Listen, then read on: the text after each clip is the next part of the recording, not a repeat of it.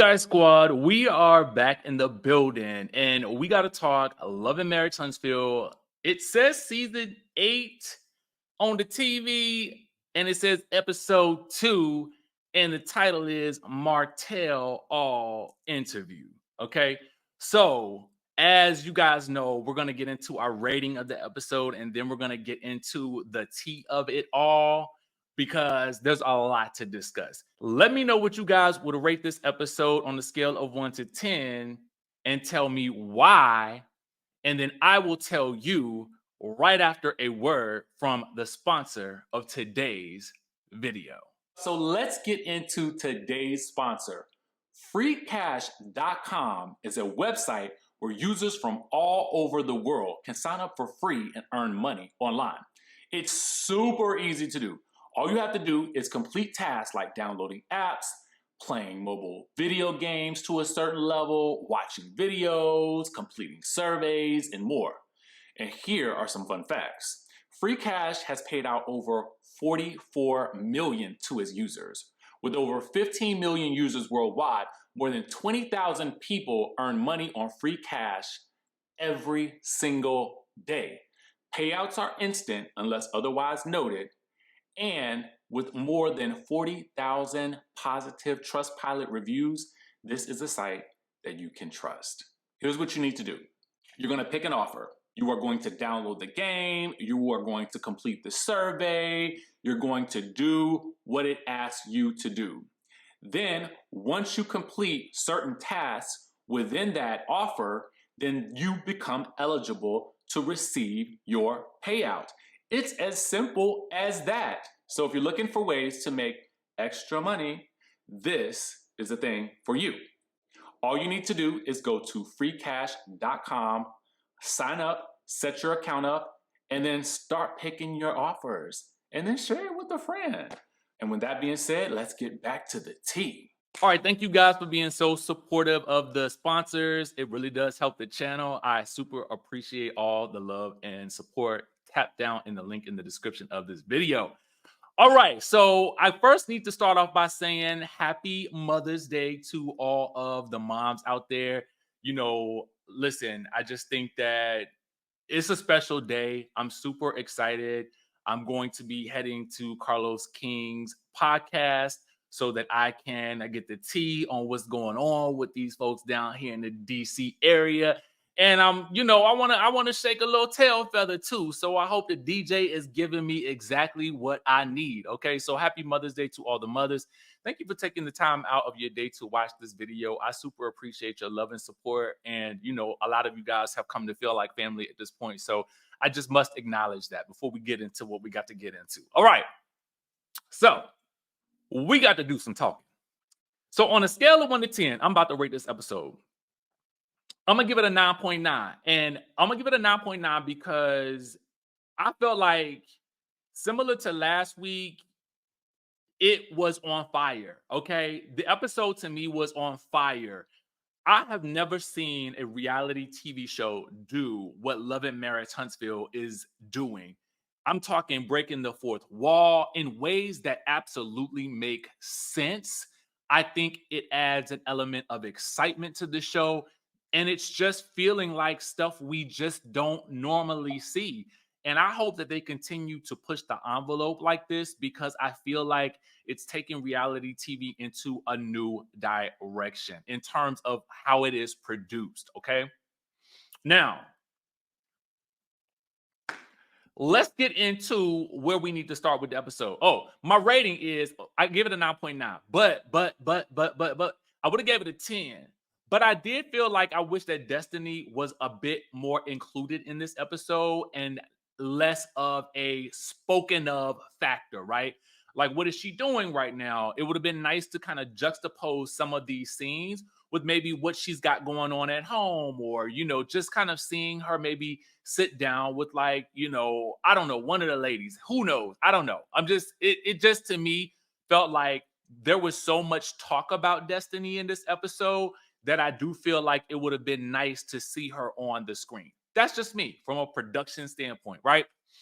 All right, so we start this episode off with Sunny and Moses joining Carlos and Melody on stage, to get their version of the story out, because I'm assuming at this point Destiny has maybe already done her interview and told us all about what had gone on about Sunny and Moses getting together. And Carlos, bravo for asking the questions that I really want to know. Carlos is like, you were able to appear on this couch, Moses, but you were not able to appear on the reunion couch beside Destiny. Why is that? So Sunny gonna chime in and say, long story short, you show up for the ones you need to show up for. Girl, were you at that reunion? If you was at that reunion he talking about, I'm extra mad at you now, okay? Because if you was there, I mean, is it that,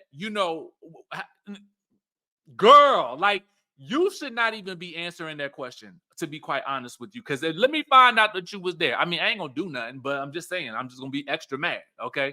And, I'm trying to do better with processing these reality TV shows in a way where I observe and not absorb, okay? And, sometimes that anger will stay on us so bad, you know what I'm saying? And it make us irrational. And I'm trying not to be in that space with this show. But, I mean, I feel like I'm being pushed to the brink, you know what I mean? Okay?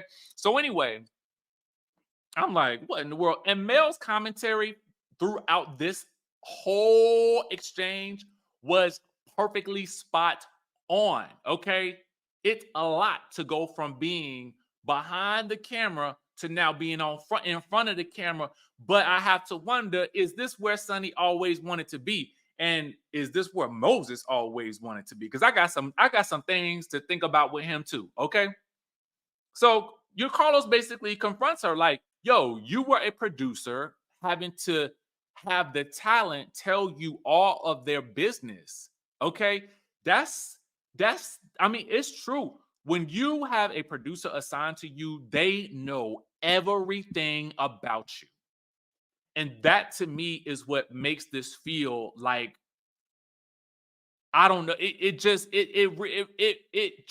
reeks of this ain't some cool stuff that you want to be doing. You know what I'm saying? Producers know they in your home, okay? They know the ins and outs of your life, especially depending on the show. I can only tell you from my experience, the producers saw me naked, okay? I mean, granted, that was the premise for the show to a certain degree, but I digress. You know what I'm saying? Like, it's just a vulnerable space. And Sunny, as the producer, has the choice of whether or not to be vulnerable back. And usually producers are not that vulnerable with their talent. Why would they be? We're telling the talent story, not the producers.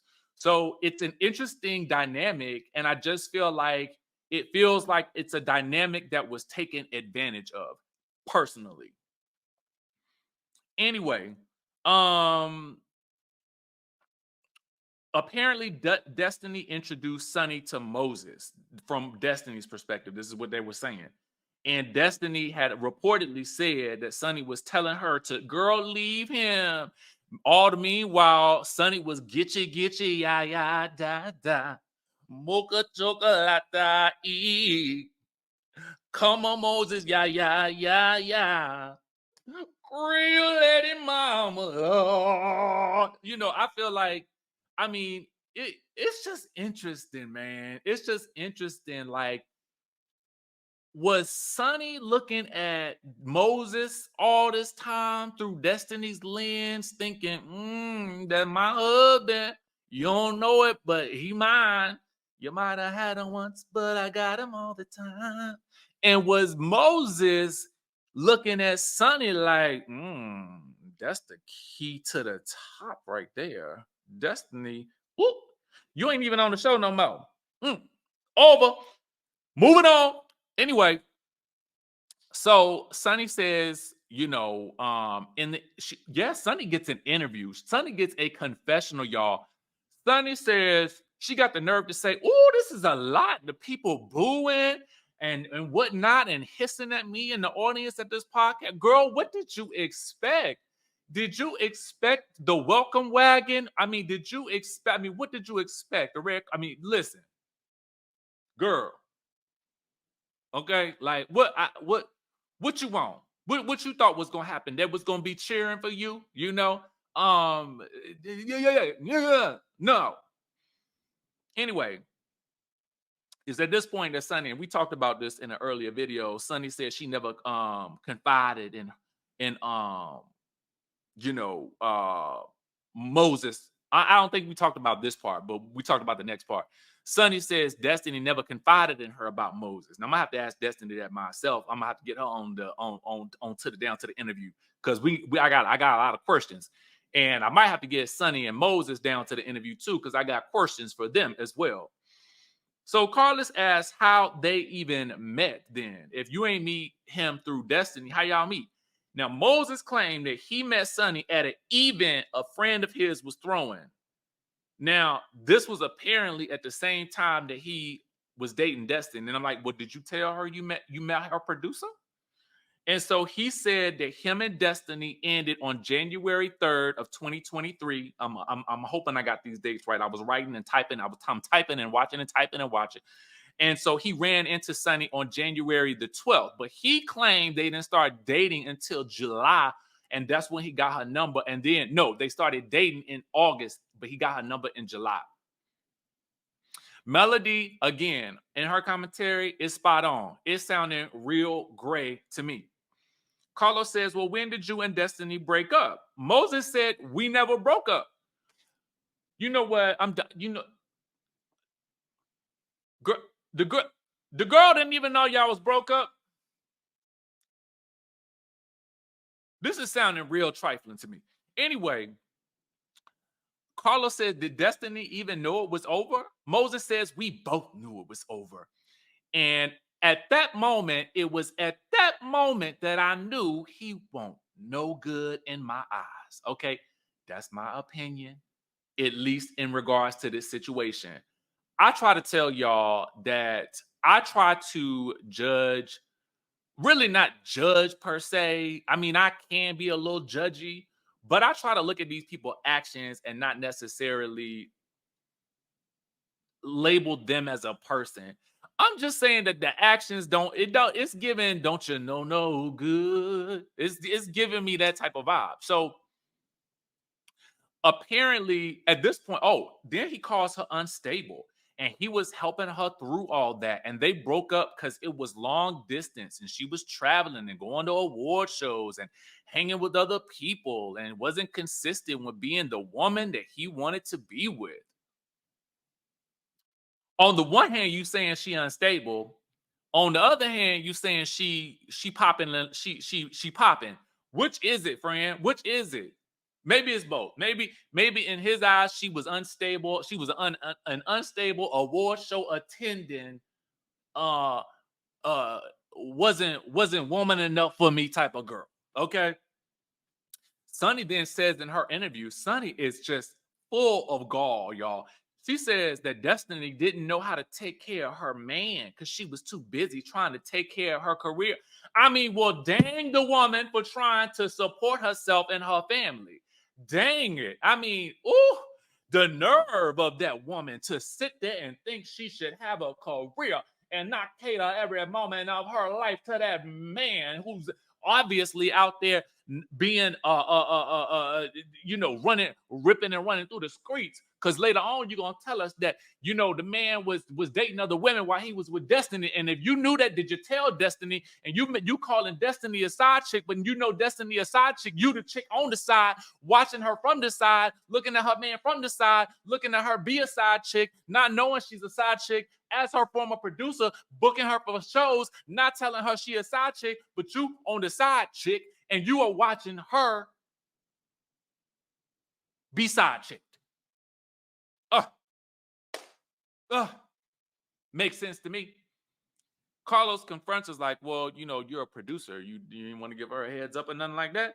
Sunny said, well, we did need to have a conversation. I texted her. I told her, I had some tea to spill. And Destiny was like, well, what is it, girl? What's going on? What go on? And so, Sunny's like, well, I told her to call me. Girl, you call her. Okay, the phone.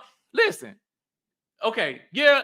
If we friends, if we cool, if you was my producer or whatnot, like I prefer somebody tell me I'm about to call you, friend.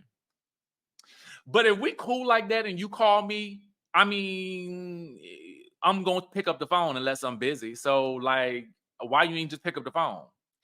Anyway, she giving Destiny commands. The girl call me.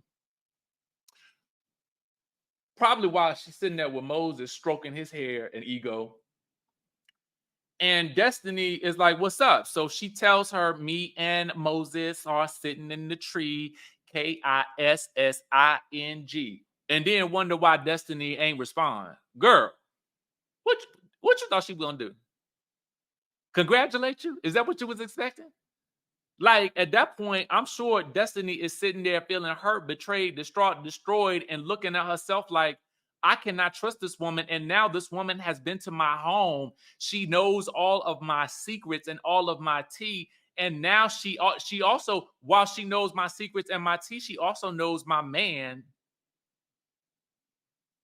intimately. Whew. Sunny claims she don't owe Destiny nothing. No loyalty. They ain't had no skin in the game. None of that. And she says she didn't steal nobody's husband. Technically true. She didn't break up a home. Technically true. Allegedly. Then she reveals that when she met Moses, he was dating many women. And so Destiny was the side chick from day one. So when were you, Destiny, ever the main chick? I already went through this in a previous video, so if you ain't seen it, watch it. But the question then becomes, if you knew that he was making Destiny a side chick and you was watching from the side, then you were a chick on the side watching Destiny become a side chick because she probably didn't know. Also, you were allegedly booking Destiny for show, so you know all of this information. You're not telling Destiny, if I'm understanding this correctly, okay? You know all of these things going on. You know so much about what he was doing, but you ain't think to tell your girl. You ain't. But that's right, because you ain't got no skin in the game, so you ain't care about this girl not one bit. Got it? Makes sense to me. Now I get it. Now I got it. Duh. So what you decided then was the man with all the side chicks that you know is making women side chicks. You said, hallelujah, hallelujah, hallelujah, hallelujah. You said, that's my man. That's my man. That is my man, my man, my man, my man, my man. Girl, yes, that's how I got him. So anyway, Mel is like, I'm sensing a lot of anger. I'm sensing a lot of anger here. You know, maybe you guys should talk. Yeah, I was like, yeah, I'm sensing the anger too. And I'm like, for you to have ended up with the man, you sure are angry and sure is got a lot to say. Oh, this scene right here is about it. I don't want it to give me a headache, just because I got a lot of talking to do today. And I'm about to go there. Maurice and Marsau are driving to Martel's house, a new house. And on the way, they tease us with a little nugget that Maurice and Kimmy bought a mom and pop site. They gutted it, and they are wanting Marsau to put in a bid to do the contracting for it. I have a feeling this will come up later, so we'll wait till that happens. Maurice is trying to convince Marsau that they need to have a conversation with Martel to, talk some reason into him. Marsau is like, I don't know why he not going to listen. He his own worst enemy. And I agree. So anyway, Marsau is like, I don't really care about all of that. I just want to see this new house he got. Okay. So, all right. They get there to his house and they dive right in and they ask him about, I guess, doing interviews. And Martel says that he wanted to retaliate because he wanted to prove that he wasn't an okay.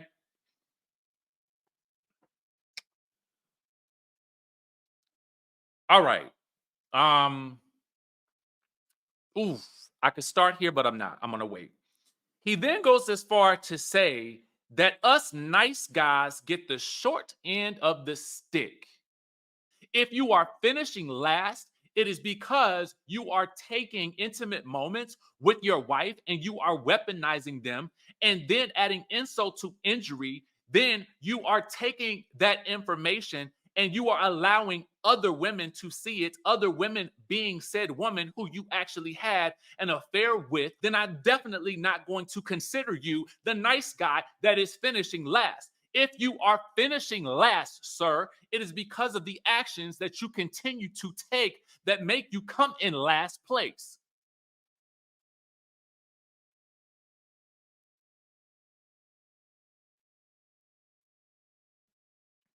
So then he says, well, Maurice wants to know, well, what is your ultimate goal? And what is it, friend? What is your ultimate goal? I'm waiting. Because at the end of the day, for me, I hate to see them both in a situation where they cannot come to a resolution. But it is very difficult to resolve anything with someone who would go that far, okay, as to then try to weaponize this intimate moment and put it out for the world to see. You have got to have a boundary. You have got to have a line for yourself.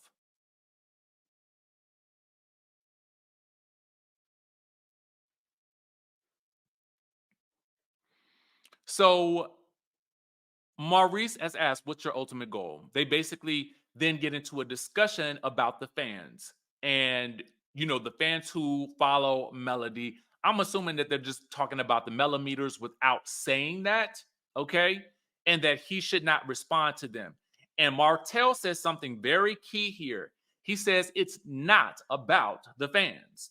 Okay, it's not about the fans. He said it out of his own mouth. Maurice says, so you're just doing this to purposefully hurt her. And Martel says she went low, so I went even lower and she got me arrested.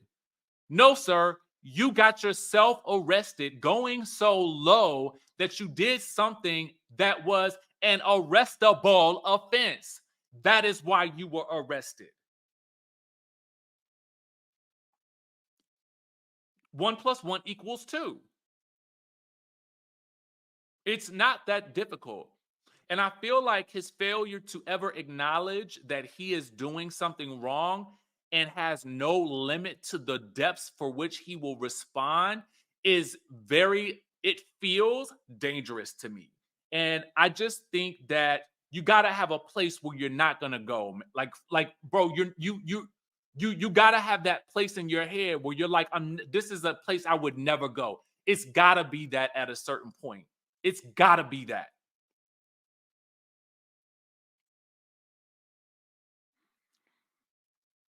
He agrees that there could be a better way, but he definitely ain't willing to take it.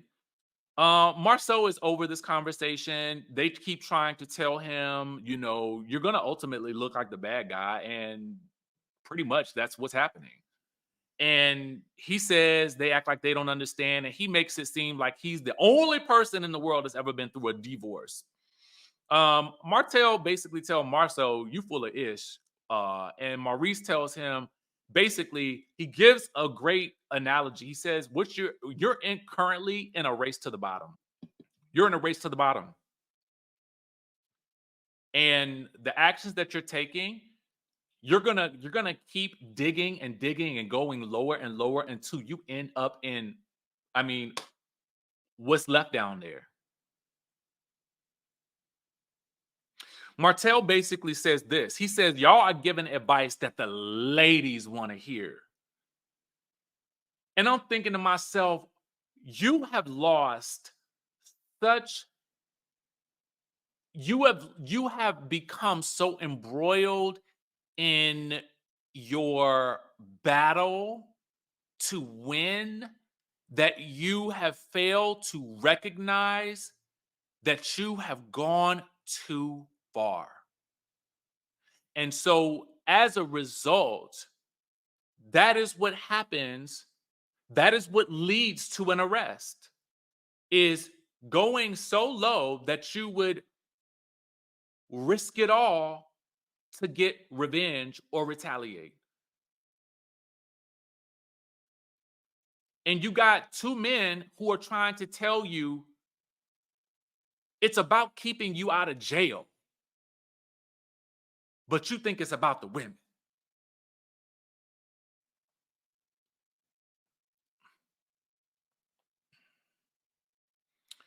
This conversation was a waste of time.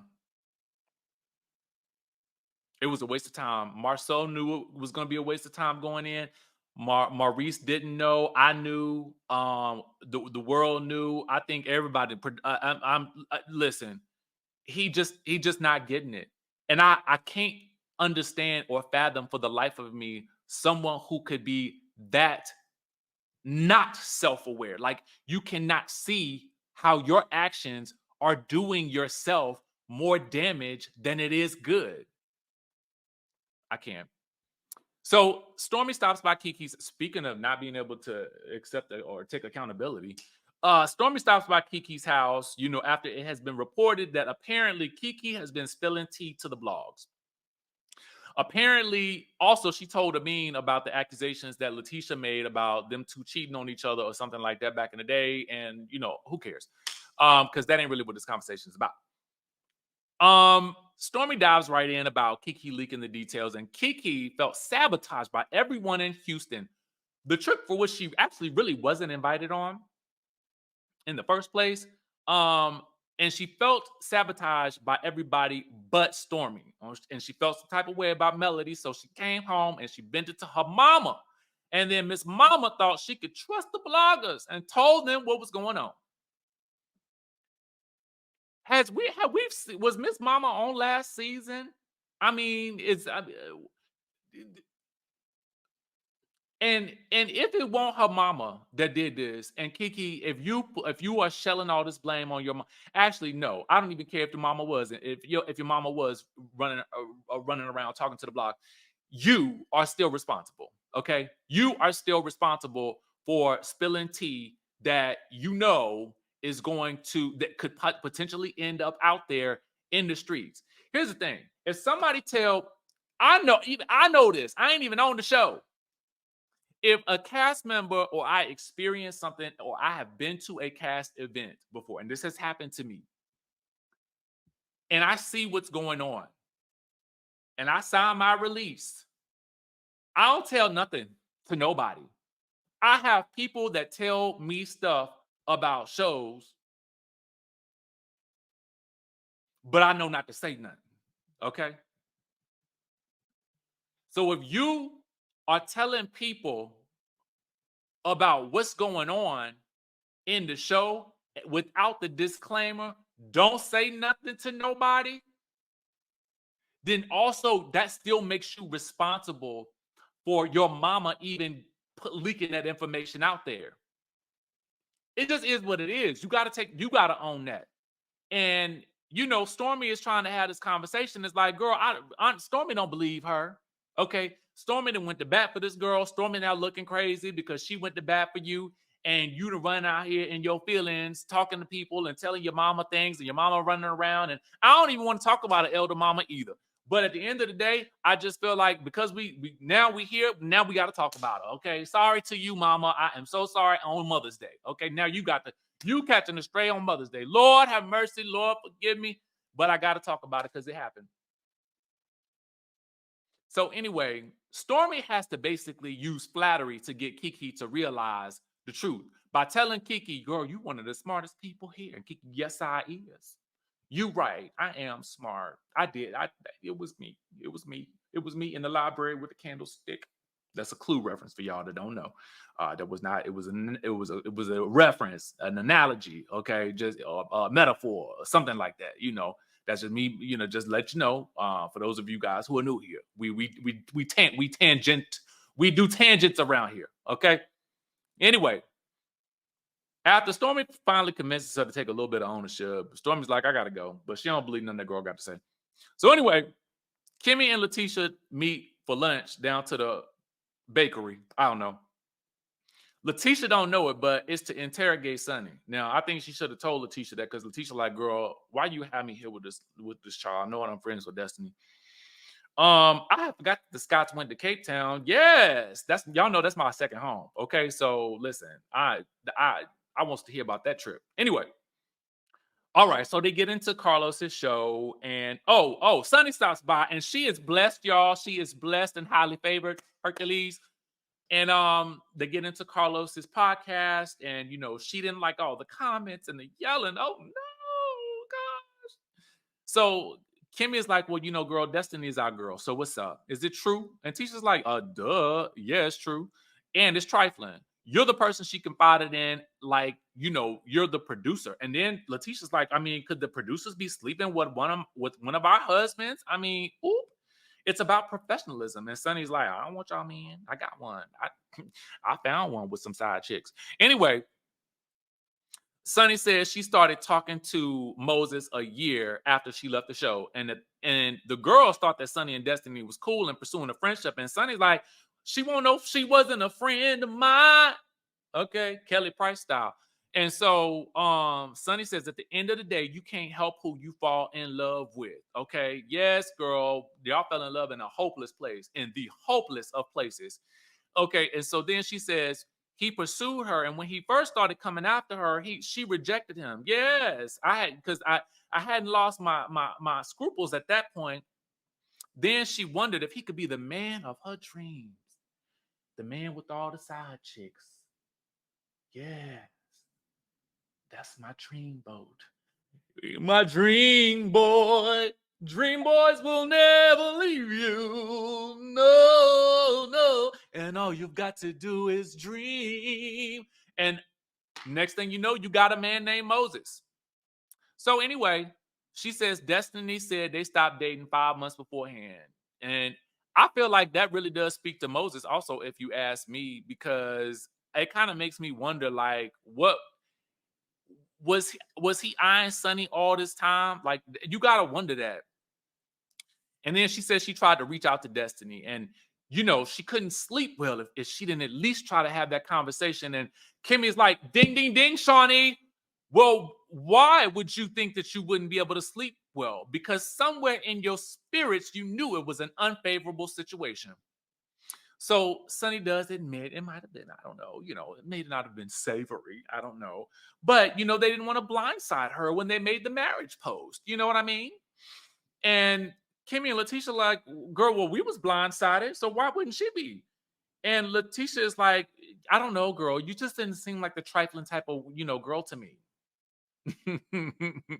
Sunny's like, I'm not trifling just because I found love in a hopeless place. We found love in a hopeless place. Sunny says, I chose me. I got to choose me. I got to put me first. The only thing she would have done differently is tell her earlier. I mean, you say as soon as y'all got together, y'all was married. So, I mean, at what point in time was you going to do that? Anyway, she admit, yes, I did pour into Destiny. I gave her money. Yes, I was basically her savior, but I was not her friend. So Letitia's like, that feels like a jab, because if you did it out the kindness of your heart, then why are you saying anything about it? So Sunny was like, well, she took a lot of jabs at me, so I'm a jab back. And Kimmy's like, ding, ding, ding, Shawnee. You took the initial jab when you stole her dude. Letitia then says, you should be thanking Destiny for y'all even being together. And Sunny ends with the zinger of all zingers. She says she is thankful for that because marrying Moses was her destiny. I said, ooh, if this ain't some Cruel Intentions type drama, I don't know what it is. So anyway, Melody is in concert rehearsals when Kiki stops by. Mel reached out to her because she wanted to confront her because she heard on the curb that Kiki was running around saying that she wasn't a good friend to her. So Kiki comes in with her tail tucked in between her legs and it's like, girl, I know you mad at me. I'm sorry. Let me stay on the show. But she felt the way how things happened down to the Houston. And she told her mom that she felt a little slighted by Melody, and she vented, and the mama vented to the bloggers. And then the blogger put it out. Well, I mean, eh, bad mom. Anyway, happy Mother's Day. Um, so then she pleads her heart out to Melody and is really, she's really mad at mom, you know? And so she is the one who made the mistake and took things public. It was mom. Mel is like, girl, I done heard you talk about what you feel and what you feel. So let me tell you what I feel. Okay. It's been 6 months. It's been 6 whole months. But not one time did you pick up the phone and say, let's talk, girl. Listen, girl. And at this point, 6 months later, I'm not moved by an apology that has come in too little, too late, and you blaming somebody else other than yourself. Okay. Kiki says, I have a tough time with confrontation. Melody is like, where? How, Sway? You threw a whole drink at your cousin. Where are you afraid of confrontation? Mel had apparently told her, beware of how you communicate with bloggers behind the scenes. Because at the end of the day, you just want to be clear on how you're moving so that you don't make a mess for yourself later.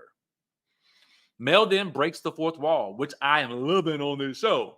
She tells her, anybody sharing information about this show before it airs is messing with my money. And if you messing with my money, I cannot mess with you. I have gone out on a limb for you, Kiki. I've gotten heat for sticking up for you. And all those opportunities that we had talked about with you being able to sell your book, give your testimony, how you overcame addiction and tell your story. And to date, I ain't seen not nay hair of it. Okay. And I feel betrayed. Okay. And I don't want that type of mess in my life. So she essentially tells her this: thank you for your services. Okay. And God bless you on your journey. Poof, be gone. And that was it for Kiki Jabbar. I don't think we'll ever see her on this show again. Well, I mean, listen, you got to understand, you can't break protocol and you're not a lead character. So it's not like you can run around, talking about the show like that. And that's just the way it is. Them's the breaks, Kiki. I hope you took this opportunity and you make something else out of it. But at the end of the day, it's a wrap. It's a wrap. So with that being said, that is our review for Love and Marriage Huntsville season 8, I think, episode 2. Let me know what you guys think about it in the comment section down below. It looks like this season is about to really, really heat up, and I am super excited about it. Also, listen, y'all, make sure you guys subscribe to the channel. Also, tap the link in the description down below.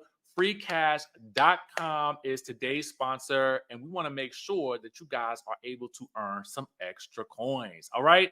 So thank you, freecash.com, for sponsoring today's video. And with that being said, I will catch you guys in the next one.